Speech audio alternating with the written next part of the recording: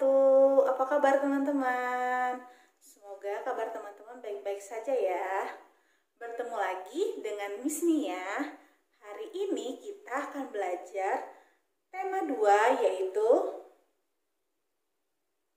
menyayangi tumbuhan dan hewan. Subtema 1 tentang manfaat tumbuhan bagi kehidupan. Pada subtema kali ini teman-teman akan belajar yang pertama tentang menjawab pertanyaan pada teks dongeng. Lalu teman-teman juga akan belajar tentang nilai pertukaran pada penjumlahan. Oke, sudah siap ya belajar? Nah, sebelumnya teman-teman siapkan dulu bukunya seperti ini. Buku 3B. Oke, kita mulai ya. Teman-teman, adapun manfaat tanaman bagi kehidupan manusia yaitu sebagai sumber oksigen, lalu sumber makanan, yang ketiga sebagai pakan ternak, yang keempat digunakan untuk bahan bangunan, yang kelima bisa digunakan untuk bahan pakaian, lalu bisa digunakan juga untuk obat-obatan tradisional. Nah, itu teman-teman, banyak sekali manfaat tanaman bagi kehidupan kita. Teman-teman, dari banyaknya manfaat yang tadi telah disebutkan, salah satunya yaitu sebagai sumber makanan yang kita temukan sehari-hari. Contohnya seperti beras, sayuran, buah-buahan, itu merupakan manfaat dari tanaman. Nah, teman-teman, Miss ada sebuah dongeng, nanti teman-teman simak ya.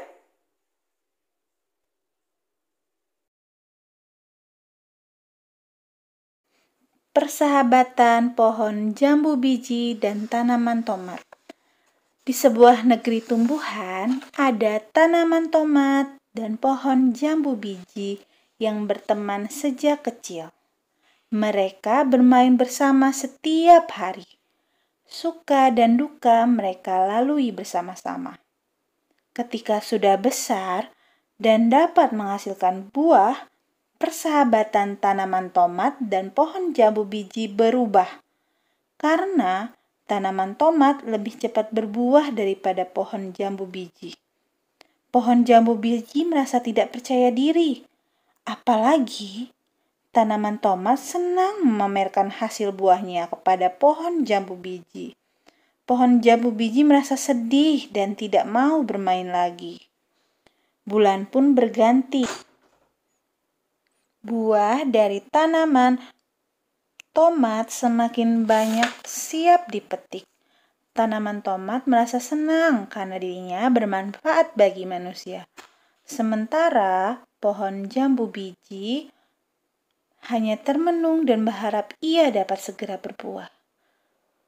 Tiba-tiba datang tanaman pisang menghampirinya. Tanaman pisang memberi kabar bahwa tanaman tomat telah mati. Berita itu sungguh mengejutkan bagi pohon jambu biji. Ia lalu bertanya, "Mengapa tanaman tomat mati?" Pohon pisang pun menjelaskan bahwa usia tanaman tomat hanya sampai ia berbuah. Setelah dipanen, tanaman tomat akan mati. Mendengar penjelasan itu, pohon jambu biji pun bertanya lagi alasan ia belum juga berbuah. Menurut tanaman pisang, pohon jambu biji akan berbuah dan dapat dipanen pada tahun kedua sampai ketiga dan masih bertahan hidup walaupun sudah dipetik manusia. Mendengar penjelasan itu, pohon jambu biji semakin mengerti. Ia semakin bersyukur atas semua yang ia miliki kini. Ia tidak pernah iri hati lagi atas kelebihan yang dimiliki orang lain. Apa isi dongeng tersebut? Kamu dapat mengetahui isi dongeng tersebut dengan menjawab pertanyaan-pertanyaan berikut. Nomor 1, siapakah yang bersahabat baik? Nomor 2, apa yang menyebabkan persahabatan mereka berubah? Nomor 3, mengapa pohon jambu biji bersedih? Nomor 4, kapan pohon jambu biji dapat berbuah? Dan yang terakhir, bagaimana akhir dongeng tersebut?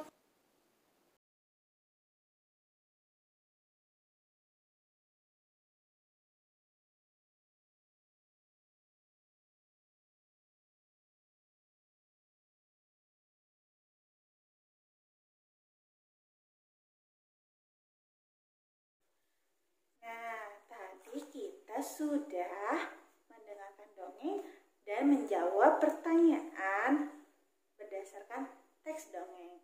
Setelah itu, kita sekarang mau menghitung jumlah buah-buahan pada gambar, teman-teman.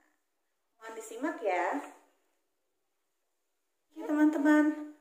Miss akan munculkan 2 buah gambar. Gambar yang pertama dan gambar yang kedua.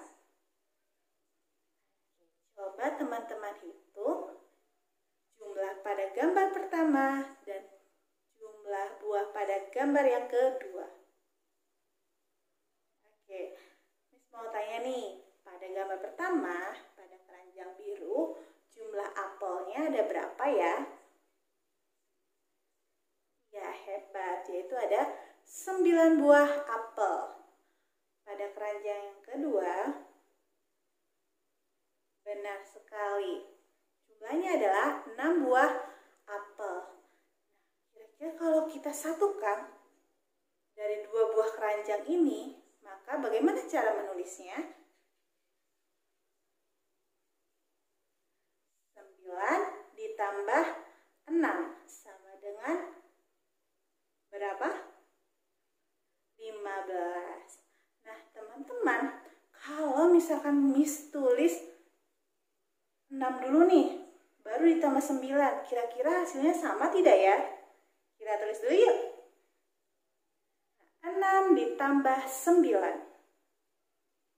Kalau 6 ditambah 9 hasilnya akan sama kah? Sama tentunya, yaitu 15. Oke, hebat teman-teman. Kenapa ya bisa? Padahal angkanya sudah dipindahkan, tapi kok tetap hasilnya sama? Kenapa ya? Ada yang tahu? Oke, itu namanya adalah sifat pertukaran pada penjumlahan.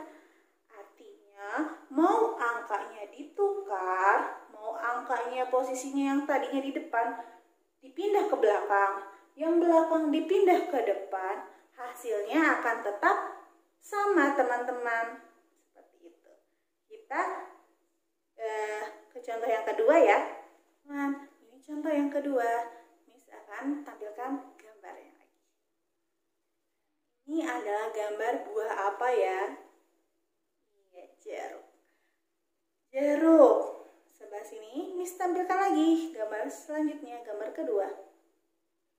Nah, oke, sekarang kita hitung bersama-sama. Pada gambar ke-1, jumlah jeruknya ada berapa ya? Teman-teman bisa dilihat di halaman 7 pada buku paket teman-teman. Nah, pada gambar yang pertama itu buah jeruknya hasilnya ada 12. Pada gambar kedua ada 18. Nah, bagaimana cara kita menulisnya? Dijumlahkan semuanya. Kita tulis seperti ini. 12 ditambah 8 sama dengan nilai pertukarannya seperti apa ya? 18 ditambah 12. Seperti itu ya teman-teman. Pada penjumlahan terdapat nilai pertukaran. Mau posisi bilangannya diputar-putar, ditukar-tukar, itu tidak mempengaruhi hasilnya, akan tetap sama. Seperti itu.